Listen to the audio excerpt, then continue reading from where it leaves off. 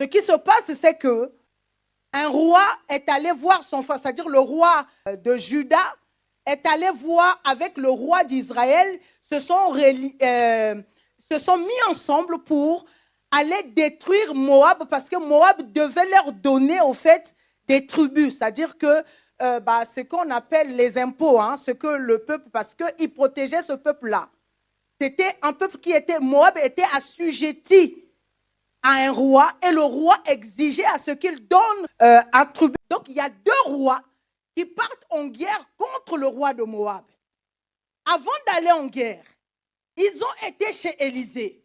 Ils ont demandé à Élisée si le Seigneur allait leur donner la victoire. Bizarrement, écoutez-moi, la prophétie de Dieu leur a dit, vous aurez la victoire. Ok? Vous aurez la victoire.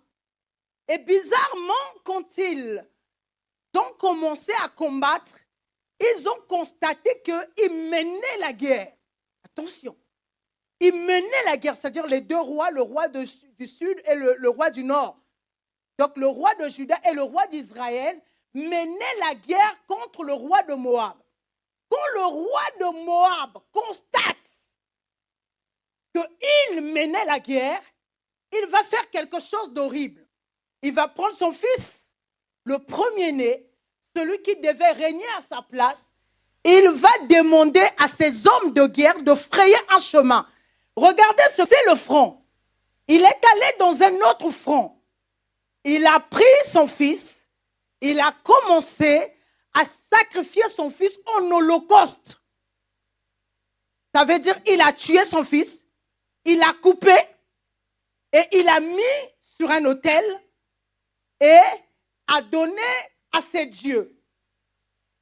Ce que vous devez comprendre premièrement, c'est que si ce roi agit ainsi, c'est parce qu'il avait découvert un grand secret.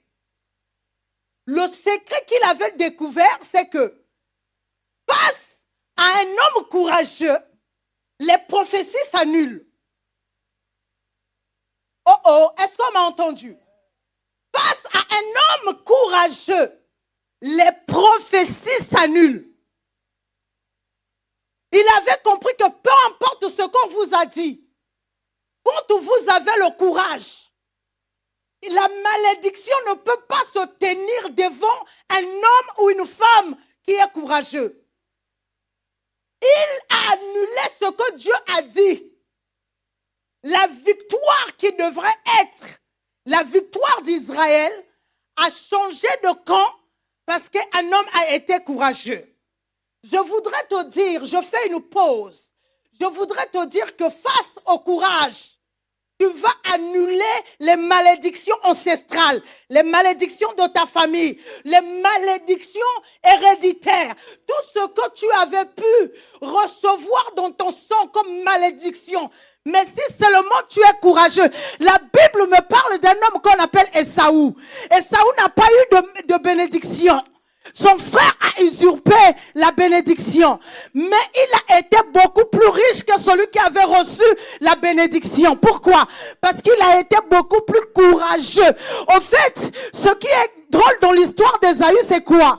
Il était tellement courageux que le père n'a pas voulu qu'il prenne les brebis dans l'enclos. Il lui a dit, va dans la brousse, va dans la forêt, va me chercher. C'est-à-dire que au fait, ça veut dire quoi? Ce qui est sauvage, c'est ce qui n'est pas élevé par tout le monde. Le Père, lui, avait envoyé chercher des choses sauvages, des choses que l'homme n'a pas maîtrisées.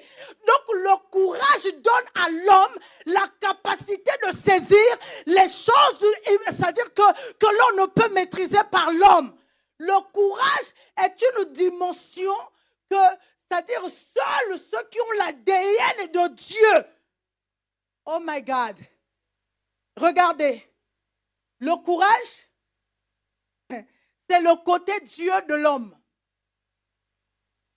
Le courage, c'est-à-dire que c'est face au courage qu'on reconnaît si tu es un homme extra ou un homme normal. C'est le courage qui distingue les hommes. Oh my God. C'est le courage qui distingue les hommes. Nous sommes dans la mentalité du courage. Dans cette deuxième colonne. Alléluia. Nous sommes comme ce roi païen. Moi, ça me bouleverse. Un païen qui change ce que Dieu a dit. Un homme qui n'a pas Dieu, qui renverse la prophétie. C'est pourquoi vos prophéties ne servent à rien si vos prophéties ne sont pas accompagnées du courage. On peut te dire quelque chose, mais si tu n'as pas le courage, il n'y a rien qui se fera. Alléluia. Il n'y a absolument rien qui se fera. Ce que j'ai compris par rapport au roi de Moab, c'est qu'il y a en nous ce qu'on appelle l'ADN de Dieu, l'empreinte de Dieu. Et cette empreinte de Dieu s'exprime par le courage. C'est-à-dire que quand tu déclenches ou enclenches le courage, c'est à partir de là qu'on commence à voir la dimension Dieu que tu portes. Alléluia. Et j'ai essayé de consulter un peu le dictionnaire qui me dira que le courage, c'est une force morale. Amen. C'est une force morale. Mais moi, je dis, le courage, c'est l'ADN qui montre l'ADN de Dieu en l'homme. Parce que c'est une dimension où, c'est-à-dire que le comportement de l'homme ne s'introduit pas. Le caractère de l'homme ne s'y introduit pas. C'est-à-dire que c'est le courage de l'homme. On peut dire que la personne est folle, mais elle n'est pas folle. C'est-à-dire que le courage vous pousse à agir de façon parfois bizarre, de façon tellement étrange que ceux qui vous entourent parfois ne comprennent pas votre courage. Le courage parfois peut pousser les gens à se moquer de vous, mais à la fin, les mêmes personnes vont vous acclamer. D'accord? C'est-à-dire qu'il y a en nous ce côté Dieu. Et ça me met dans le livre de la Genèse, notre texte de base. La Bible dit que le monde était informe et vide. Le monde était quoi? Informe et vide. Mais qu'est-ce qui s'est passé? La Bible dit que, et Dieu dit, c'est-à-dire que quand Dieu vient, il voit l'informe. Il voit qu'il n'y a rien de bon. Mais il est quand même courageux de s'introduire dans quelque chose d'informe. Est-ce qu'on me saisit? Il rentre dans quelque chose d'informe, quelque chose qui n'a pas de forme. Et il vient, il s'installe et il commence à créer. Donc, vous devez comprendre que le courage agit dans l'informe. Amen. Comme Dieu, le courage agit dans l'informe. À chaque fois qu'une dimension de la vie est informe, le seul élément requis, c'est le courage.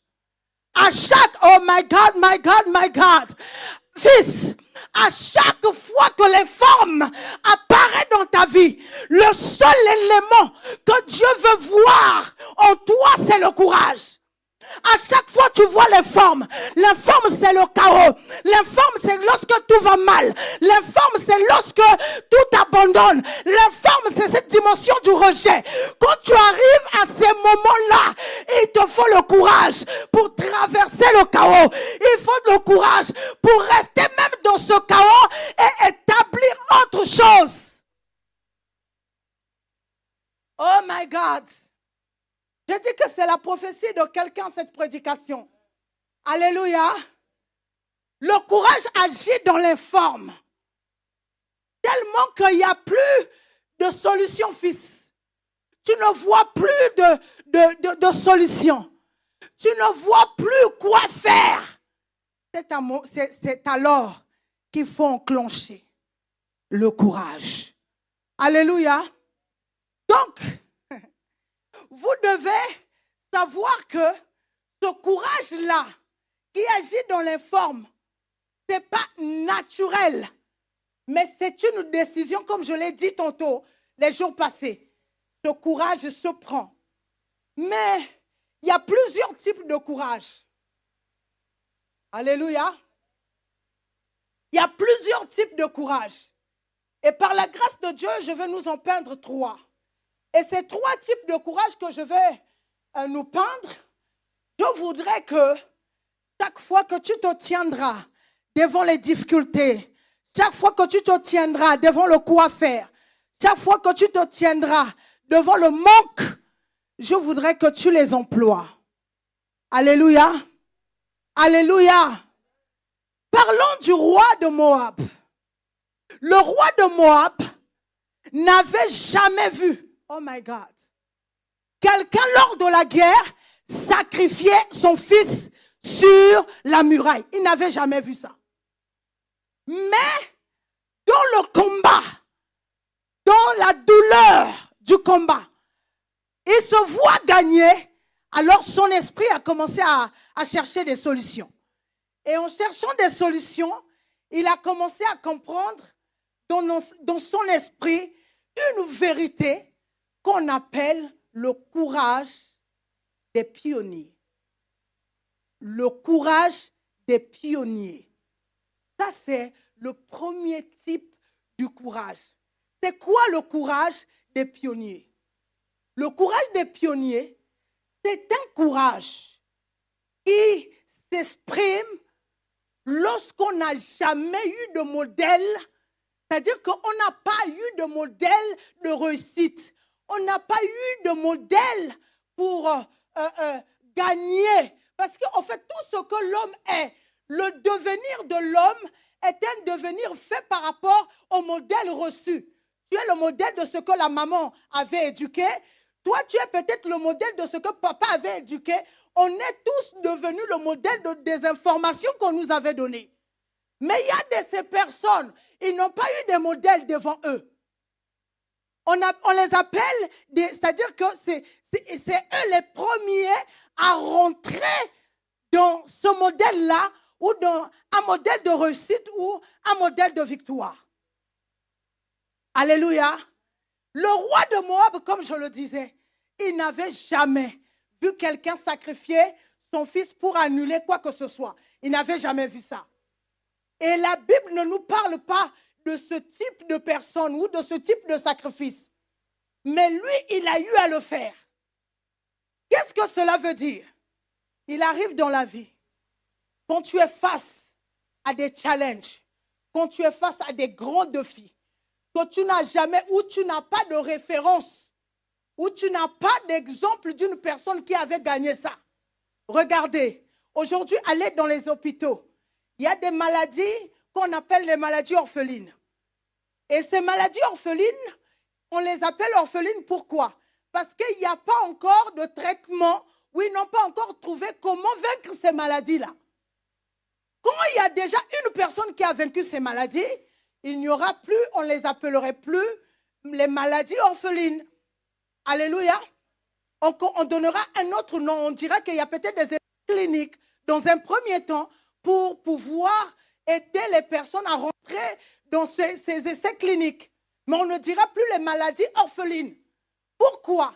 Parce qu'en fait, quand il y a un chemin déjà qui est fait pour la victoire, c'est-à-dire on conduit les gens obligatoirement dans ce chemin pour qu'ils aient la victoire. Mais face au modèle, n'existe pas. Quoi faire? Tu es né d'une famille où, chez vous, obtenir 5 000 €, c'est impossible. Ça ne peut pas se faire. Il n'y a pas de modèle dans la famille. Il n'y a pas de modèle dans votre histoire des personnes qui ont touché 5 000 €. Il n'y a pas de modèle dans votre famille des gens qui ont eu le bac. Alléluia. Il y a de telles familles, hein. C'est vrai, on me regarde. Mais il y a de telles familles où, par exemple, le bac n'existe pas. Il y a des familles où, c'est-à-dire que le mariage n'existe pas. Ou encore, les filles, ils n'ont que des garçons. D'autres n'ont que des filles. Il y a tellement de modèles dans nos familles qui font que, parfois, on est tellement habitué à ces modèles-là, on n'a plus le courage de faire la différence. On n'a plus le courage de faire la distinction. Oh, de se distinguer. On n'a plus le courage de se distinguer. Est-ce qu'on m'entend? Je suis en train de dire que il manque à certaines personnes le courage de se distinguer et d'être premier dans un domaine. Il manque à plusieurs des modèles de commencer une histoire qu'on n'a pas encore vu faire. Et le roi de Moab, et l'apôtre Paul dit quelque chose de grave. Surtout l'histoire de l'apôtre Paul me choque. Il dit 5 fois. Il a quoi? 5 fois il a quoi? 5 fois il a reçu des coups. Au fait, la première fois qu'il a reçu le coup, pourquoi il a reçu les coups? Parce qu'il parlait de Jésus. Mais avant lui, il n'y avait personne qui avait reçu les 5 coups. Il a été 3 fois dans les naufrages. Il a été lapidé. Il a été battu de verge 3 fois. Mais la première fois qu'il a été frappé par les coups, le lendemain, il est sorti encore prêcher. Acte 4. Il est parti. Il n'avait pas vu ce modèle-là. Mais on l'a frappé pour lui interdire Christ. Mais quelques heures après, il est encore sorti. Parler de Jésus. On l'a frappé pour la 2e fois. Il est sorti parler de Jésus. Pour la 3e fois, il est parti parler encore de Jésus. Les coups qu'il recevait, c'était un moyen de le faire taire. Mais à chaque fois qu'on le faisait taire, il continuait de faire. Il continuait de faire. Pourquoi? Parce qu'en fait, il avait en lui le courage des premiers. Personne avant lui ne l'avait fait. Personne avant lui n'avait subi ce qu'il avait subi. On a utilisé tous les moyens possibles pour qu'il laisse l'évangile. Mais il n'a pas abandonné l'évangile. Pourquoi? Parce qu'il était courageux en lui. Il savait que le courage des premiers, quand on croit à quelque chose, même si on ne voit pas de modèle, on continue de faire ce à quoi on croyait. C'est-à-dire le courage des premiers, c'est quoi? Arriver dans un endroit qui est informe, mais croire que tu imposeras un chemin dans ce qui est informe. Le courage des pionniers, c'est quoi? C'est que je ne vois pas. Tout est informe devant moi. Je ne sais pas comment je m'en sortirai. Je ne sais pas comment j'aurai la victoire. En fait, tout devant de moi me dit qu'il n'y a pas d'espoir, il n'y a pas de solution. Mais le pionnier, lui, dans son esprit, il voit un chemin. Là où il y avait un informe, je vais prophétiser sur ta vie. Là où il y avait l'informe, là où il y avait le chaos, là où on avait dit que rien ne marchera. Le Dieu de la victoire, le Dieu du courage que nous appelons Jésus-Christ, te donne le courage d'habiller l'informe. Je dis à quelqu'un, Dieu te donne le courage, aïe, d'habiller l'informe. Tu ne seras pas englouti, tu ne seras pas terrassé, tu ne seras pas par terre. Dieu te donne la capacité d'avoir la victoire dans les choses que tu n'as jamais vues, dans les choses que tu n'as pas connues, dans les choses que tu n'as jamais expérimentées, dans les choses que tu n'as pas entendu quelqu'un raconter. Oh, je dis à quelqu'un, il te faut le courage des premiers. Oh my God. Oh lebra chapalia. Le courage des premiers. Le courage de ceux-là qui ne regardent pas à la condition de l'environnement, à la condition de la dégradation. On ne regarde pas à ça, mais on regarde simplement que ce qui est en nous là, ce qui est inscrit dans notre esprit, c'est ça qu'on verra. Le courage des premiers, le courage de pionniers. Alléluia. Ce courage dit simplement, ce que je regarde ne peut en aucun cas m'influencer. Non. Ce que je regarde ne peut pas m'influencer. Ce que je regarde ne peut pas changer ma façon de fonctionner. Je reste toujours authentique. Je regarde la foi. Oh my God. Le courage, j'éveille notre esprit. Mon Dieu, le courage des premiers, le courage des pionniers. Pasteur Naomi, quand on est habité par ce courage-là, rien ne peut se tenir devant toi. Le courage des premiers, la Bible me parle dans 1 Samuel 17. David n'avait jamais combattu Goliath, c'est vrai. On dirait qu'il a combattu l'ours, on dirait qu'il a combattu le lion. Mais un homme de plus de 3 mètres, non, il n'avait jamais combattu ça. On lui a donné les habits de Saül. Il n'a même pas voulu. La Bible dit à partir du verset 40, la Bible dit qu'il s'est débarrassé. Il s'est débarrassé des habits de Saül. Il a vu le Philistin. Il n'a pas eu peur. Bien qu'il n'avait pas eu d'exemple devant lui. Mais il est allé au combat. Je veux dire à quelqu'un, il y a de ces combats. Tu n'iras pas parce que, ça dit ce n'est pas parce que quelqu'un a eu à combattre ça. Non, écoute-moi, s'il te plaît. C'est-à-dire qu'il y a des combats, tu vas t'engager. Tu n'as jamais vu quelqu'un de ta famille ou de ta génération combattre ça. Mais toi, tu vas combattre ça parce que tu es pionnier dans ce domaine-là. Je viens dire à quelqu'un ici, cette année-là, il te faut le courage des pionniers, le courage de rentrer dans les histoires compliquées. Je dis à quelqu'un, ce n'est pas parce que c'est compliqué qu'on doit fuir. Aïe, je dis que ce n'est pas parce que c'est compliqué qu'on doit abandonner. Je dis à quelqu'un, ce n'est pas parce que c'est compliqué qu'on doit reculer. Ne recule pas. Aie le courage d'avancer. Aie le courage d'aller de l'avant. Même si tu ne vois pas la solution, avance. Aie le courage des pionniers. Aie le courage de ceux-là qui disent, non, je ne te laisserai pas avoir raison sur moi. Oh Jésus, les bras Samalia, les précaires, papa. Le courage des pionniers, c'est ce qui nous manque pour voir le miracle. Oh my God, c'est ce courage qui nous manque.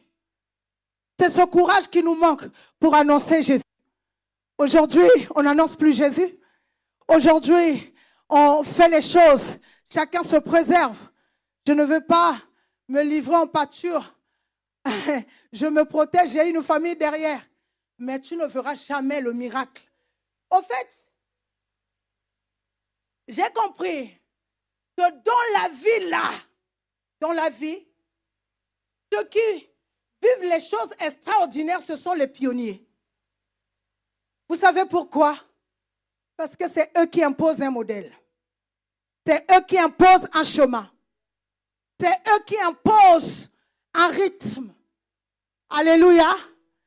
Là où nous sommes là, c'est parce que quelqu'un un jour avait pensé bâtir les immeubles. Sinon, on ne serait pas dans les étages à niveau. On ne serait pas. Quelqu'un a pensé ça en premier. Alléluia. Ce que je voudrais, c'est que tu comprennes que le courage des pionniers agit premièrement dans les formes, comme je l'ai dit. Ça agit dans les formes. Ça, c'est le courage des pionniers. D'accord? Et le courage des pionniers prend des décisions qui les dépassent et même les pionniers en premier. Écoute, maman, parfois, tu arrives à prendre une décision où toi-même, tu ne sais pas pourquoi tu as pris cette décision, mais il y a quelque chose en toi qui te dit que je ne sais pas sur quoi m'appuyer, mais je sais que c'est cette décision que je dois prendre. C'est-à-dire prendre des décisions qui dépassent et qui intriguent toi et son environnement.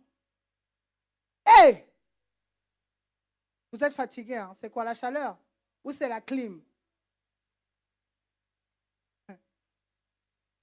Parce que je vois qui somnolent, il y en a qui somnolent. Saint-Esprit de Dieu. C'est-à-dire que, pose-toi la question, est-ce qu'il t'est déjà arrivé de prendre une décision où, c'est-à-dire que la décision intrigue tout le monde?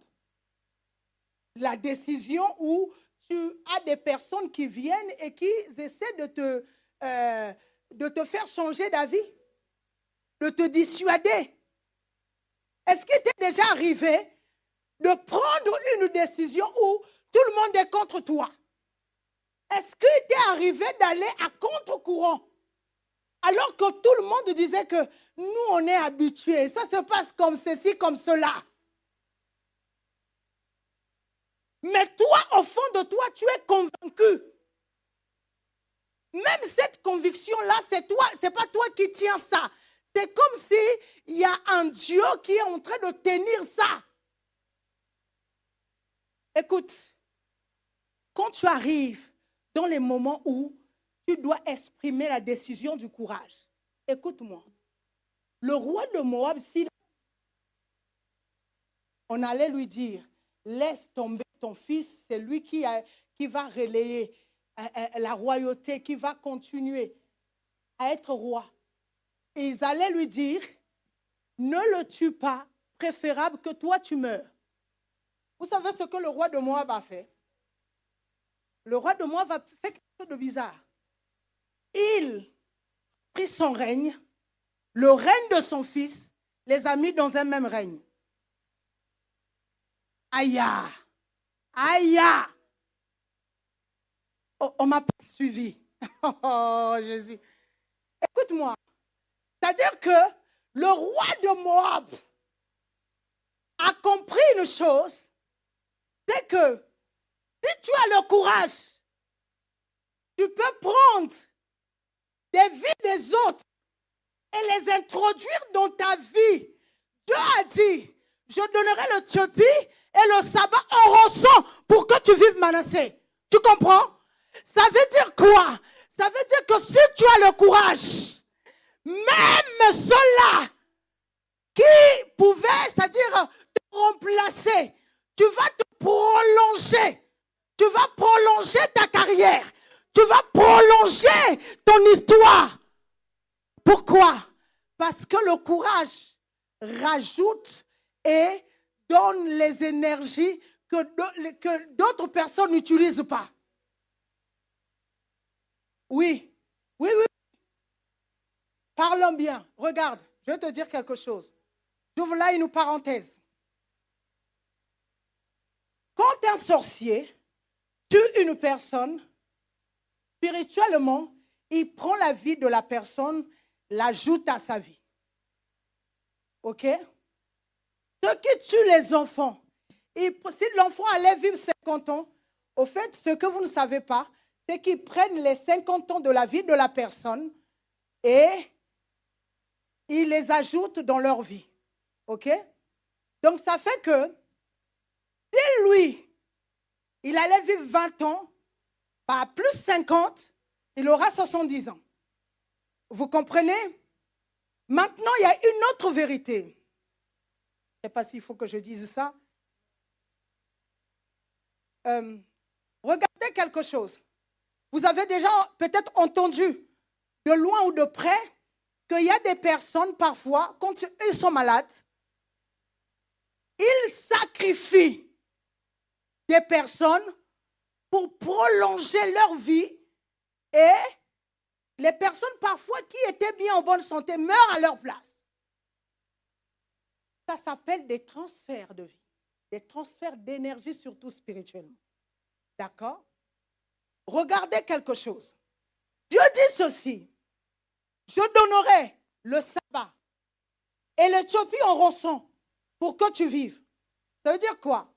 C'est que Dieu prend l'énergie de l'Éthiopie et du sabbat, l'ajoute, c'est-à-dire il donne à ta place pour que toi tu vives et qu'eux ils meurent. Maintenant, regardez ce que le roi de Moab a fait. Il a tué son fils. Il a pris l'énergie de son fils. Au fait, le problème, c'est quel? C'est deux rois, le roi du nord et le roi du sud, qui ont combattu un seul roi. Le roi de Moab, spirituellement, qu'est-ce qu'il a fait? Il a pris son fils qui devait être roi. Donc, il y avait maintenant deux rois. Il y avait maintenant deux rois qui combattaient. Mais sauf que le roi de Moab, quand ils sont partis, le roi de Juda plutôt, quand ils sont partis voir Élisée, ils ont ramené juste l'offrande. Mais le roi de Moab a ramené deux royautés plus un sang. Ce qui fait que son sacrifice, le courage de tuer, a été beaucoup plus fort que le pouvoir de donner. OK? Donc, en fait, c'est quoi? Parfois, le courage vous demande de ces choses, les amis. Vous n'avez pas idée. Un jour, le courage m'a dit, prends 4 000 €, va donner. Dans ma famille, je ne sais pas qui a donné l'offrande de 4 000 euros. Je ne sais pas. Aujourd'hui, je peux croire. Mais à cette époque, 7 ans, 8 ans passés, il n'y avait personne. Le courage te dicte de tuer un fils. Le courage des pionniers. Maman, je vais te donner quelque chose. Mais il te dit, tu le premier-né, celui qui doit régner à sa place. Si tu veux être pionnier, le courage de pionnier exige que l'on se tue ou soit qu'on tue ce qu'on a de plus cher. Abraham, m'aimes-tu? Donne-moi ton fils. C'est alors qu'il a donné son fils. Dieu a dit que maintenant je sais que tu m'aimes. Mais comment ça, tu ne le savais pas. Alléluia. En fait, sacerdoce, en cette deuxième partie de l'année, Dieu t'attend dans le courage des pionniers. Il faut que tu tues comme jamais. Il faut que tu sacrifies comme jamais. Il faut que tu fasses des choses qui dépassent Dieu et qui dépassent les hommes. Alléluia. Oh my God. Le courage des premiers. Ou les courages des pionniers. Amen. Il te faut ce courage-là. Tu es là. Rien ne va. Écoute, parle à l'Esprit de Jésus de te donner les stratégies qu'il faut pour poser des actes qu'il faut et pour gagner le combat. Amen. Est-ce qu'on est ensemble?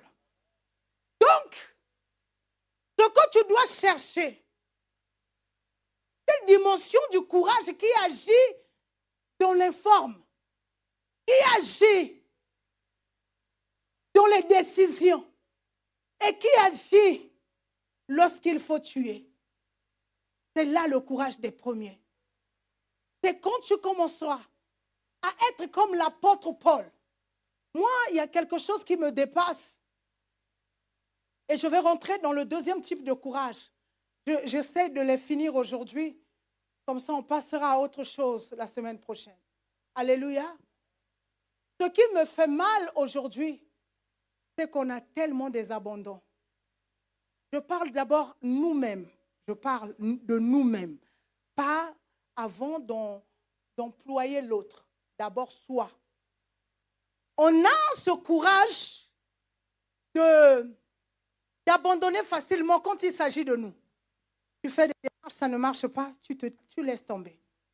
Tu dis que tu as fait 5, 10 fois, j'ai vu personne, on ne m'a pas répondu, je laisse tomber. Tu as commencé une histoire, ça n'a pas marché, maintenant tu ne crois plus aux relations. Une personne t'a trahi, tu ne fais plus confiance aux gens parce que quelqu'un t'a trahi. Oh my God. Il y a ce qu'on appelle le courage des humiliés. Le courage des humiliés. C'est-à-dire le courage des humiliés. C'est un genre de courage qui agit seulement lorsqu'on a été humilié. Vous savez, ce n'est pas facile de se présenter à nouveau dans un endroit où vous avez été humilié. Qui aimerait retourner dans un endroit où tout le monde s'est moqué de lui? Où on vous a donné un nom? On dit que votre nom c'est Mara, amer, malchance. Qui aimerait retourner dans un endroit où personne ne croit en vous, en fait? Qui aimerait aller dans une ville où toute la ville même vous traite de raté, de perdu? Alléluia. Le courage des humiliés, c'est ce que Émile a expérimenté. C'est ce que Esdras a expérimenté. Leur ville a été tassée, détruite. C'était que des décombres. Il n'y avait plus quelque chose de bon. Vous êtes humiliés. vous sortez d'un divorce difficile. Ou, vous savez, aujourd'hui, je me rends compte que parfois la vérité n'est pas forcément de la bouche de celui qui raconte en premier. On a tellement de gens qui parlent mal ou qui prennent leurs fautes et qui les pensent sur les autres. On est dans un monde où, quand tu es seul, on se moque de toi. Quand tu es divorcé, on se moque de toi. Quand tu n'as jamais été marié, on se moque de toi. Quand tu n'as pas d'emploi, on se moque de toi. Quand tu n'as pas de diplôme, on se moque de toi. Quand tu n'as pas de papier, on se moque de toi. On est dans un monde où les humiliés n'ont pas de voix. On est dans un monde où les personnes humiliées, tout le monde, en tout cas la majorité, travaille pour les maintenir par terre. On est dans un monde où on ne veut pas que celui qui a été humilié relève la tête. On est dans un monde où, quand celui qui a été humilié là, essaye de se relever, on dirait qu'il y a des gens qui viennent encore pour le maintenir assujetti. On est dans un monde de ceux-là, de ceux plutôt, où tu vas demander la solution et te donne une solution fausse pour te maintenir dans un malheur éternel. On a plus envie de voir les gens souffrir que les gens s'épanouir. On a l'impression que quand les gens sont mal et que nous, automatiquement, on sera bien. Je veux parler à ces humiliés-là. Je veux parler à tous ceux la société a traité de sorciers alors qu'ils ne sont pas sorciers. Nous tous, par exemple. Alléluia. On est dans un monde où, en fait, notre image a été ternie à tort. Tu prêches l'évangile de Jésus. On dit que non, ça vient du monde de ténèbres.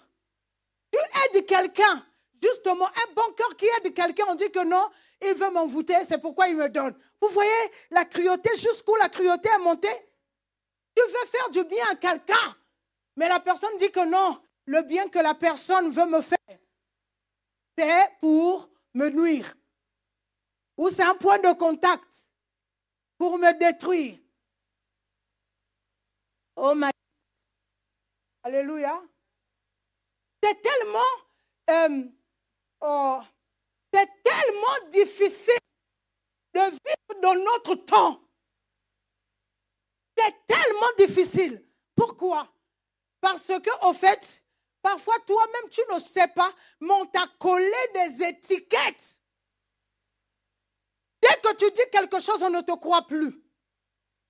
Parce que il y a des gens qui sont là pour juste détruire et casser les images.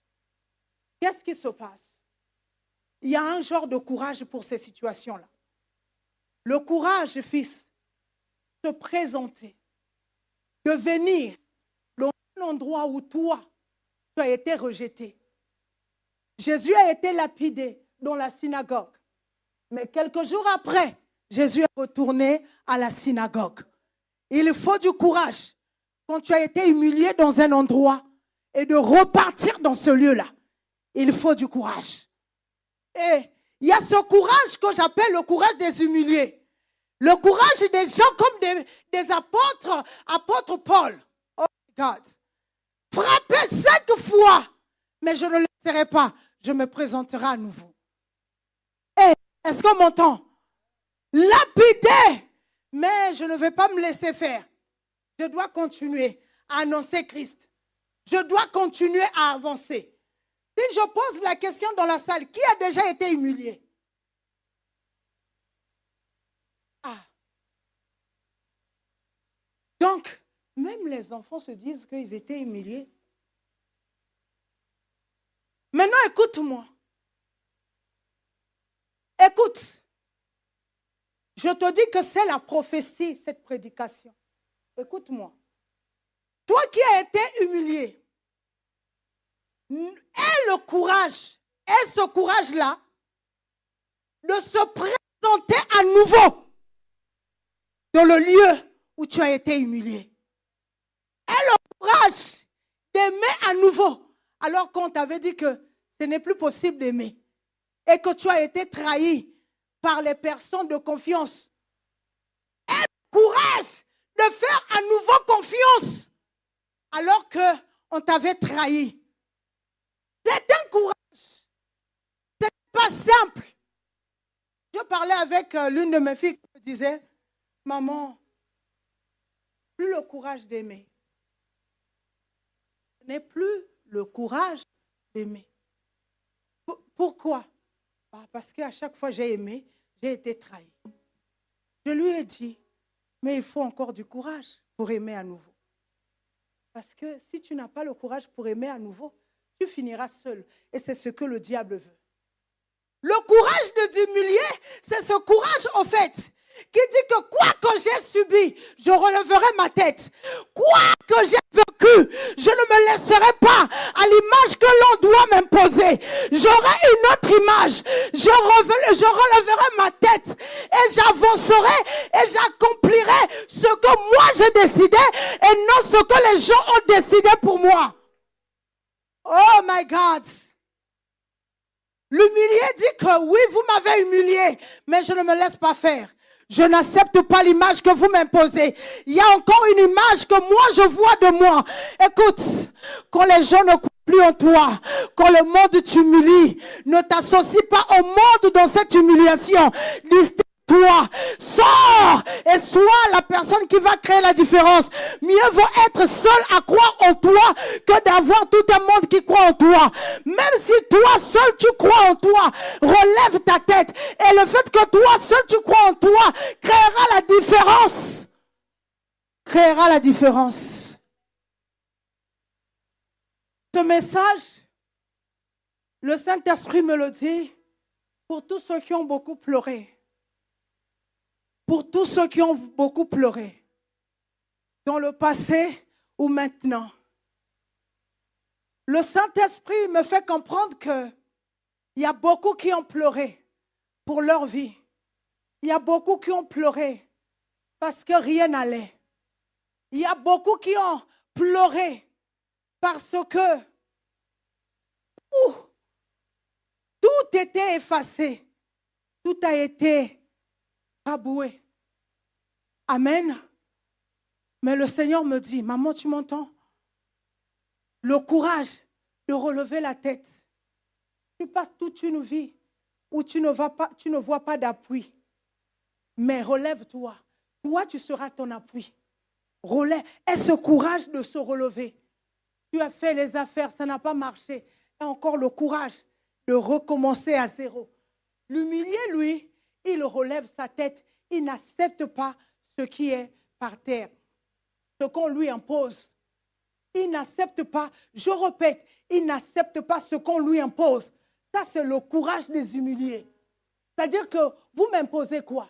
Et pendant que je lisais dans le livre de Juge 16, Juge 16, Juge 16 parle de l'histoire de Samson. Samson, vous connaissez sa force, vous connaissez son pouvoir. Il s'est marié 2 fois. Une première fois, on lui a ravi la femme. Et il est allé chez Dalida. Et Dalida finit par le vendre. Regardez ce qui se passe. Il est capturé. Il a les yeux troués. Il est mis dans un coin. Il a dit simplement que, bien qu'il était humilié, tous le connaissaient par rapport à sa force. Retenez ça. Donc, quand il a été capturé, les yeux troués, les cheveux coupés, les éléments de sa force ont été détachés de lui. D'après ce que les Philistins savaient, qu'ils ne pouvaient plus reproduire quelque chose. Maintenant, quand les cheveux de Samson ont commencé à pousser, quelque chose a traversé son esprit. Son but était de tuer les Philistins. Quand ses cheveux poussaient, il a repris à avoir les mêmes idées qu'il avait au commencement. Pour dire que même si je suis humilié, Je ne dois pas arrêter de faire ce que j'étais en train de faire avant. Oh oh, oh oh. C'est-à-dire qu'il a vu qu'il avait les yeux troués, mais il ne s'est pas arrêté là. Il ne s'est pas arrêté aux yeux troués. Il ne s'est pas arrêté à cette humiliation où il était frappé, mis au cachot. Il ne s'est pas arrêté dans ça. Il a prié Dieu, le Dieu de la dernière. Il a tenu à mettre les cônes. Et la Bible dit qu'il a tué plus qu'il avait tué pendant qu'il avait la force. Cela m'apprend ceci. Si je me relève, si j'ai le courage de me relever, je ferai les choses beaucoup plus grandes que ce que j'ai eu à faire avant. Si j'ai seulement le courage de me relever, je vais faire les choses que mes aïeux n'ont pas fait, que ceux de ma génération n'ont pas fait. Je dis à quelqu'un, le temps est arrivé que tu relèves ta tête de cette humiliation. Parce que le temps est arrivé que tu dois faire les choses que jusqu'ici tu n'avais jamais fait. Les choses ici que tu n'avais jamais accompli. Je ne sais pas à qui je parle, mais je viens annoncer à quelqu'un, le temps est arrivé. Le temps est arrivé. Oui, le temps est arrivé de faire des choses plus que tu les avais faites hier. Pourquoi? Parce qu'il y a un courage qui relève la tête pour qu'on fasse plus. Le courage des humiliés fait plus que ce qu'on avait fait hier. Fait plus que ce que on avait l'habitude de faire. Hier, tu avais tué 1000. Aujourd'hui, tu tueras 10 000. Hier, tu avais tué 10 000. Aujourd'hui, ça sera 100 000. Tu n'avais pas avancé. Tu n'avais pas avancé hier. Aujourd'hui, tu avanceras. Tu feras mieux. Tu feras mieux. Le courage de dire non. J'accepte pas qu'on m'impose telle chose. Qu'est-ce qu'on t'impose en cette saison? Quelles sont les choses qu'on t'impose? Quelles sont des réalités qu'on t'impose? Est-ce qu'on t'impose une réalité? C'est une question. Est-ce qu'on t'impose? On t'impose une réalité. Les brasa palia, les keso kalia kua. Est-ce que le diable t'impose une réalité? La bria sapale. Est-ce qu'on t'impose? Quelqu'un vient enlever ses chaussures vite, s'il vous plaît. Les bras sapalia, no kalia kua sapapa papa. Est-ce qu'on t'impose des réalités? Est-ce qu'on t'impose des histoires? Est-ce qu'on est en train de t'imposer une vie? Est-ce que la vie que tu as, c'est une vie qui est imposée? Est-ce que la vie, tu es en train de vivre quelle vie? Une vie imposée. Est-ce que c'est une humiliation qu'on t'a imposée? Est-ce que tu m'entends le réseau? Qu'est-ce qu'on t'impose? Quel genre d'humiliation qu'on t'impose? Quelles sont les choses qu'on a dit que tu ne feras pas? Quelles sont les choses on a dit que tu n'accompliras pas? Je viens dire à une personne, il y a un courage. Il y a un courage. Un courage qui dit, demain ne sera pas comme hier. Demain ne sera pas comme hier. Je parle à qui? À qui? Qui t'a humilié? Qui t'a humilié? Les sorciers? La maladie? Les problèmes? Je dis à quelqu'un, le temps est arrivé. Le temps est arrivé. Oh Jésus, le temps est arrivé que tu relèves ta tête. Que tu relèves ta tête. On ne doit plus te voir courbé. On ne doit plus te voir courbé. On ne doit plus te voir humilié. On ne doit plus te voir par terre. Non, relève-toi. Ne sois pas par terre. Relève-toi. Ne sois pas par terre. Relève-toi. Oh Jésus. Les prasap. Toi un peu, on va prier. Leke Somalia, Zekea Kakoka, Melibria Sopalia, Lebre Sepa, Ezikalia Kua. Lève ta main, dis Seigneur, j'ai besoin de ce courage. Ma tête, je dois relever ma tête. Je dois relever ma tête dans cette situation, dans cette épreuve, dans cette maladie, dans ces, Seigneur, difficultés. Oh, hey, les praso papa, ezikali kuakua, no maya sa papa, ezikali kuakua, et les bresopa. Dis Seigneur, c'est le moment pour moi de relever ma tête des décombres, de relever ma tête de la pauvreté, de relever ma tête de cette mort qui qui s'impose à moi de relever ma tête. Dis ça à Dieu. Dis Seigneur, il est temps. Tu les lèves, tu les bats, tu les lèves, tu les bats. Il faut que quelque chose change. Oh my God.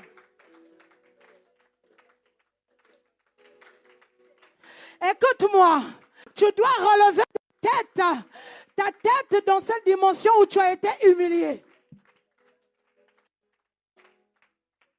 Relève ta tête. Oh my God. Relève ta tête. Relève ta tête. Let me aso papa papa papa papa. Ouf. Elebreso palia. Lekeso kalia kua. Aujourd'hui, il faut que cette tête se relève. Le courage de se relever. Maintenant, écoute-moi. Écoute-moi. À partir d'aujourd'hui, que rien ne t'incline. Que rien ne te courbe. Est-ce que tu m'entends? À partir d'aujourd'hui, peu importe l'humiliation, aie ce courage. Prends ce courage de se tenir debout, de se représenter dans les endroits où on t'avait rejeté. Luc 18, Jésus dit, un juge unique refusait de rendre justice à une veuve. Mais à chaque fois, elle s'est représentée. Écoute-moi, elle a le courage de se représenter dans les affaires. Elle a le courage de se représenter dans le mariage, alors que le mariage a été supprimé. Elle a le courage de te représenter dans le service de Dieu. Si on t'avait dit que tu ne sers plus, alléluia, elle a le courage de recommencer les choses. Alléluia. Il y a un courage pour recommencer. Il faut l'avoir. Alléluia. Je veux répéter ce que j'ai dit au début. Sans que l'Esprit de Jésus m'emmène encore dans ça. Regardez les amis. Ah Jésus. Le courage, c'est l'ADN de Dieu.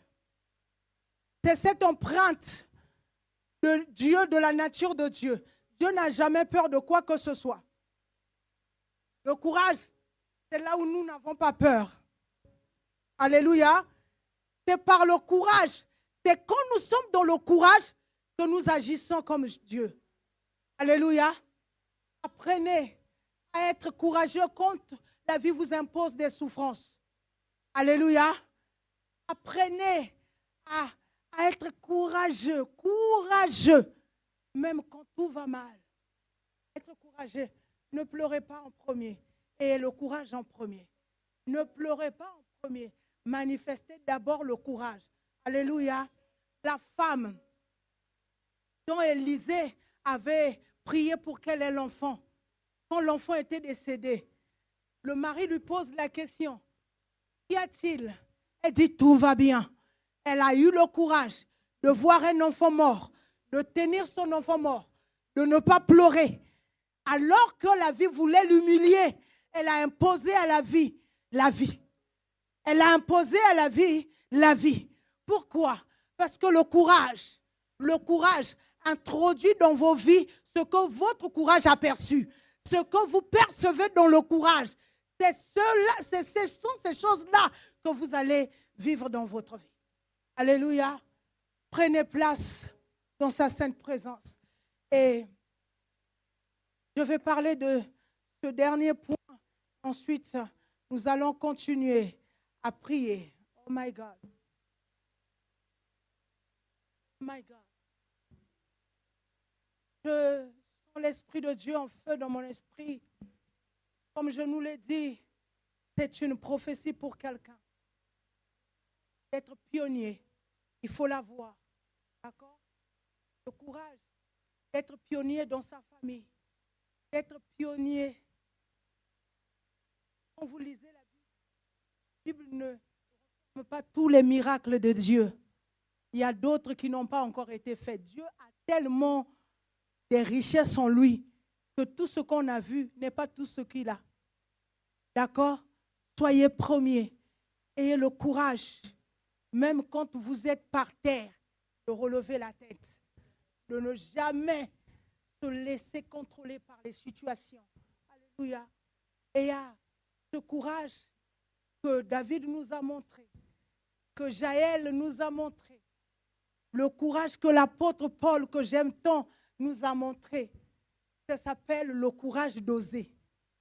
D'oser faire, d'oser accomplir. Le courage d'oser, c'est même ce que le roi de Moab a eu à faire. Alléluia. Le courage d'oser, c'est quel courage? C'est ce courage qui est dans l'action. D'abord, comme je l'ai dit le dimanche dernier, le courage est toujours dans l'action.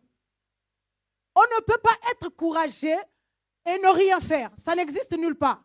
Le courage implique l'action. C'est-à-dire qu'à chaque fois qu'on manifeste le courage, il faut que l'action suive. D'accord? Maintenant, il y a ce qu'on appelle le courage d'oser. Oh my God. Le courage d'oser, c'est ce courage-là qui vraiment ne parle que dans l'action. Ça veut dire que tu te lèves d'un bon matin, tu commences à faire des choses qu'en temps normal, tu n'avais ni la conviction, ni la force de le faire, mais comme on dit, poussé par l'esprit, mais tu te vois faire des choses. Le courage d'oser accompagne souvent les pionniers. Je veux dire aujourd'hui, qui se lève pour faire l'évangélisation? Parce qu'on n'ose plus. On n'ose plus parler aux gens. Qui annonce Christ, même en prenant son téléphone? Les évangélisations, on peut le faire avec notre répertoire. Qui le fait? Qui le fait? Le courage d'oser, c'est quoi? C'est de commencer quelque chose et d'aller jusqu'au bout. C'est ça le courage d'oser. Le courage d'oser ne s'arrête pas seulement à l'introduction. Non, le courage d'oser, c'est aller jusqu'à l'accomplissement. Oh oh. Dernièrement, nous étions de l'autre côté. J'ai dit à la prophétesse, selon que l'Esprit le disait, que le Seigneur t'emmène à faire être traiteur, à cuisiner, alors qu'elle, dans son esprit, elle n'avait jamais perçu ça. Elle n'avait jamais perçu ça. Et quand j'ai prophétisé sur elle, et ce que j'aime avec quelques-uns d'entre vous, c'est l'art d'appliquer l'instruction. Parce que ça, là, on va rentrer dans ça quand on sera pleinement dans la conquête. Regardez, elle a écouté, elle a osé faire. Et dernièrement, elle m'a envoyé la capture me disant, ça y est, maman, je suis en train. Le courage d'oser. Et elle n'est pas arrivée facilement. C'était rempli d'embûches. À chaque fois, il y avait, non, ici, ça ne marche pas. Non, là, il y a quelque chose qui ne marche pas. Là, ça ne marche pas. Là, il y a ceci, là, il y a cela. Mais elle n'a pas entendu les non. Elle n'a pas entendu les on ne peut pas. Elle a entendu qu'elle devait faire quelque chose et tout ce qu'elle avait à faire, c'était de faire ce que le Seigneur lui avait demandé de faire. Écoute-moi, Dieu peut descendre, te dire quelque chose, une prophétie, une parole. Je vais le dire. Même Élisée, l'homme à la double onction, a donné une prophétie. Mais la prophétie ne s'est pas réalisée. Alléluia. Parce que quelqu'un de l'autre côté avait le courage d'oser. Vous entendez? Donc, écoute, une prophétie, une parole peut venir à toi, mais pour son accomplissement, il faut le courage d'oser.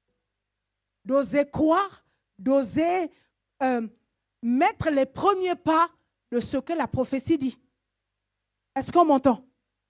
Ça veut dire que le courage d'oser, c'est un courage, quand j'entends une instruction, il faut que j'applique. Si je n'applique pas, je n'ai pas le courage. Aujourd'hui, on a tellement de choses, les slogans, et le coaching fait un grand travail, je ne sais pas si je peux le dire comme ça, Mais le coaching fait un travail, je ne suis pas contre. Mais je veux juste relever un point. C'est que parfois on vous peint des faux courages. On dit que tu es capable. Mais on ne te donne pas les éléments qui t'emmènent à cette capacité-là que tu as en toi. On vous donne des informations, mais vous n'accomplissez pas réellement ces informations-là. Pourquoi?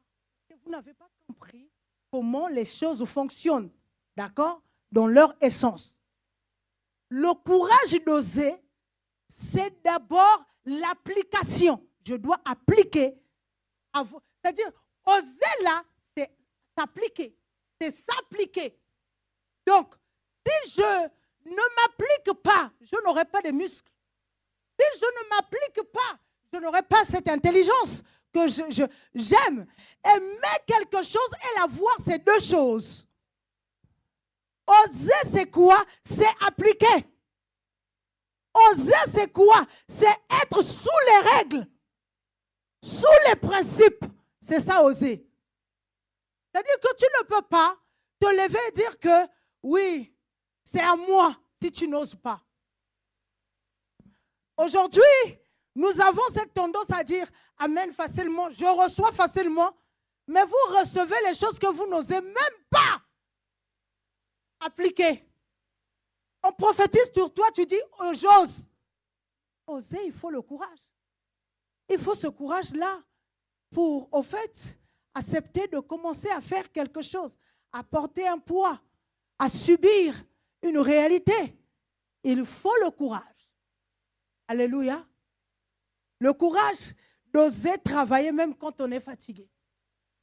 Le courage d'appliquer quelque chose même quand on nous dit non. Il faut oser. Alléluia. Maintenant, je nous pose la question. Depuis que tu es là, l'année a commencé. Tu as osé faire quoi? Qu'est-ce que tu as osé faire?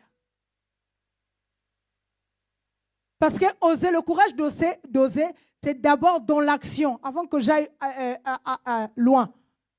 C'est d'abord dans l'action. Mais si je te pose la question, qu'as-tu fait? Qu'as-tu fait? Posons-nous cette question et arrêtons-nous là. Comme souvent les gens attendent en décembre pour faire le bilan de l'année, je te permets de faire le bilan des 6 premiers mois passés. Qu'as-tu fait? Qu'est-ce que tu as eu à faire? Qu'as-tu fait au fait? Qu'est-ce qui a été réalisé par tes mains? Qu'est-ce que ton intelligence a fait? Qu'est-ce que tu as appliqué? C'est ça au fait. Le courage d'oser. Maintenant, je vais vous dire quelque chose. La vie offre les possibilités aux gens qui travaillent. Alors que le courage d'oser, c'est dans la dimension du travail. OK? On n'ose pas, comme ça en claquant les doigts, on n'ose par un travail. Et un travail assidu. Un travail, au fait, ce que l'homme n'a pas compris. Ah, Saint-Esprit. Pasteur Naomi, ce que l'homme n'a pas compris, c'est qu'il a été créé pour le travail. Et tout ce que Dieu lui donne passe par le travail. Donc, oser, c'est déjà se positionner spirituellement dans ce que Dieu nous avait appelé d'abord. Quand on ose, c'est qu'on revient dans ce que Dieu avait demandé à l'homme de faire. Et c'est, en fait, c'est quoi? J'aime dire que Dieu a planté. Il a donné la suite à l'homme de pouvoir continuer son travail. Alléluia. C'est-à-dire que quand tu oses, c'est là où tu commences à prolonger la main de Dieu. Et on ne m'a pas saisi. Ça veut dire que celui qui ose est en train de dire à la main de Dieu, je t'emmène jusqu'ici. J'étends mes limites. Viens jusqu'ici. Je tends mes limites. Arrive là où je suis arrivé. Là où ton travail arrive, c'est là où Dieu arrive. Oh. Là où tu oses, c'est là où Dieu arrive. Est-ce qu'on m'entend? Alléluia. Je voudrais je m'arrêtais là. Je vous sens fatigué aujourd'hui, je ne sais pas. Alors qu'il fait moins chaud. Comparé à dimanche dernier. Je voudrais que tu comprennes ce secret. Qu'il y a des dimensions que si on ne les plante pas en nous, on ne verra jamais la gloire de Dieu. Et ces dimensions se révèlent par le type de courage qu'on a. Tu as besoin d'un type de courage qui marche avec toi tous les jours, déjà. Tu as besoin de ça. Le courage d'oser, le courage de se relever la tête même quand on t'a mis par terre, et le courage d'être pionnier. Il faut comprendre ceci. La mentalité du courage, c'est l'essence même de la conquête. Sans cette mentalité, les amis, je vous assure, aucune conquête n'est possible. Je pèse bien mes mots. C'est-à-dire qu'on peut rater toutes les colonnes, mais ne ratons jamais la mentalité du courage. Parce que c'est elle qui nous anime. C'est elle qui nous dirige. C'est elle qui nous dit quoi faire. Quand il faut se relever, on se relève. Quand il faut s'avancer, on avance. On ne se laisse pas impressionner par quoi que ce soit. Alléluia. C'est-à-dire que tu as besoin dans ta vie de marcher avec la mentalité du courage.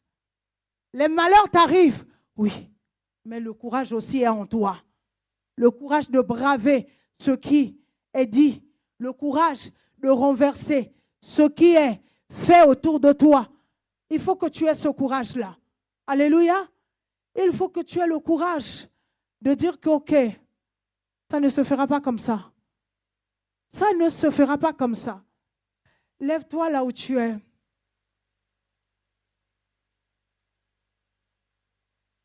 Ma prière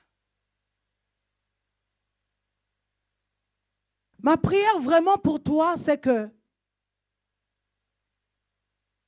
tu aies cette mentalité du courage.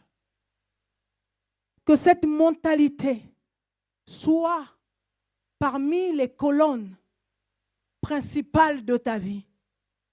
Que la mentalité du courage te dirige chaque jour. Chaque jour, chaque heure. Que tu aies du courage de faire du bien, même quand on t'a fait beaucoup de mal. Que tu aies du courage de supporter là où en temps normal, on ne peut pas supporter. La mentalité du courage, c'est le socle de la conquête. Je le répète encore. C'est un socle. Parce que, c'est-à-dire que le courage vous ferait faire des choses auxquelles vous-même, vous ne vous attendez pas. Alléluia. Le courage qui va diriger tes pas à pas, pas à pas, pas à pas. Dimanche, je parlerai des 7 piliers du courage. Alléluia. Et je te prie de ne pas le rater. Les 7, ce qui tient le courage. Les choses qui font que le courage reste courage. Alléluia. Je parlerai du 7 courage. Mais là, j'ai voulu parler des types de courage. Parce qu'on en a besoin. On en a besoin. Je voudrais que tu commences à regarder à Dieu. Et que tu le dises, Seigneur, c'est vrai. On a dit que le courage se prend. Mais je veux que tu m'aides à prendre le courage. Parfois, de nous-mêmes, on n'arrive pas. Dis, Seigneur, donne-moi les moyens, les capacités. Donne-moi, Seigneur. Donne-moi par ton esprit d'être courageux. Donne-moi, Seigneur, donne-moi. Donne-moi, Seigneur. Donne-moi, oh Dieu. Je ne t'entends pas prier. Je ne t'entends pas prier. Je ne t'entends pas encore jusqu'ici.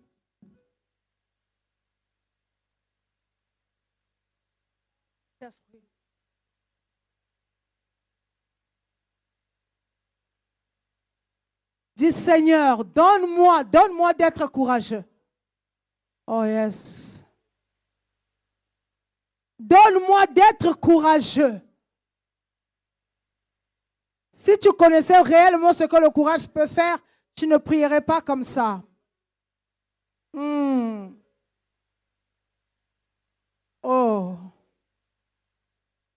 Oh.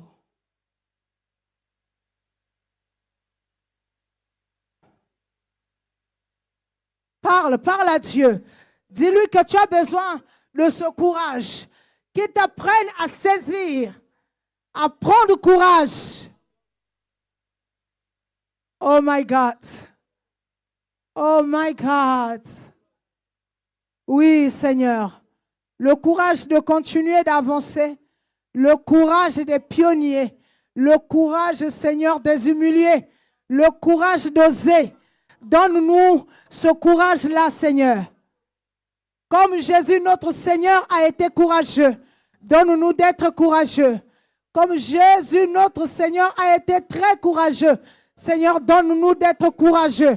Peu importe les difficultés, peu importe les challenges, peu importe ce qui se passe, donne-nous d'être courageux, Seigneur. Donne-nous, apprends-nous d'être courageux, oh Dieu. S'il te plaît, Seigneur. Oh, Jésus.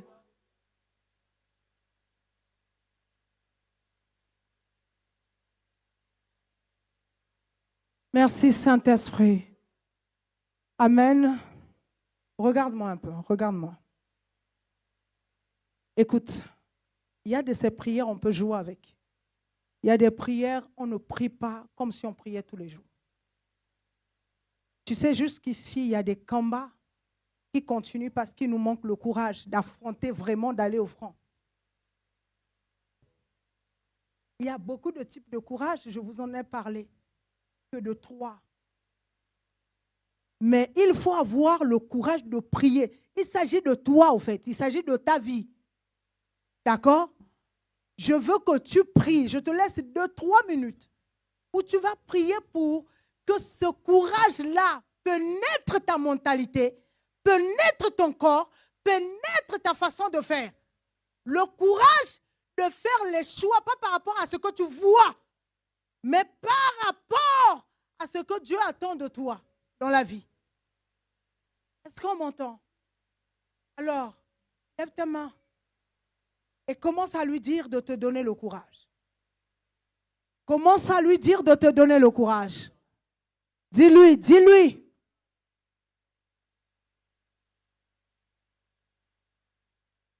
Je veux que tu pries. Même vous qui êtes en ligne, je veux que tu ne regardes pas simplement aux écrans, mais je veux que tu élèves la voix et que tu pries.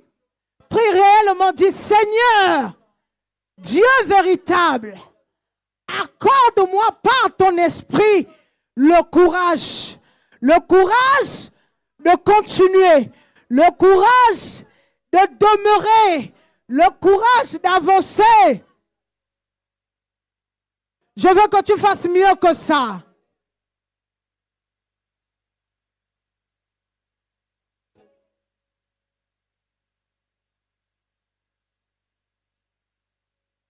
Continue de parler à Dieu. Continue.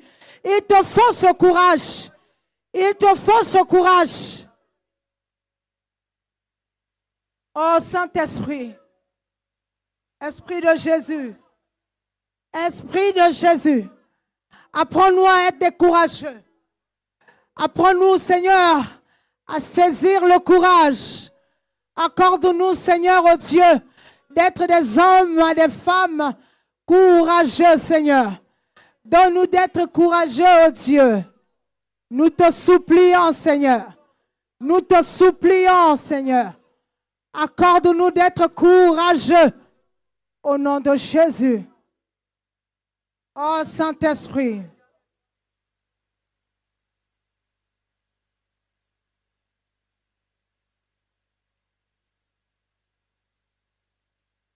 Oh yes. Gloire à Jésus. Merci Saint-Esprit. Nous en avons besoin. Nous en avons besoin. Nous en avons besoin. Nous en avons besoin. Nous en avons besoin. Nous en avons besoin. Nous en avons besoin, Seigneur. Nous en avons besoin. Nous en avons besoin, Jésus. Oh Saint-Esprit, nous en avons besoin. Esprit de Jésus, nous en avons besoin, Seigneur. Nous te supplions, oh Dieu. Nous en avons besoin. Nous te supplions. Oui, nous avons besoin de ce courage au nom de Jésus.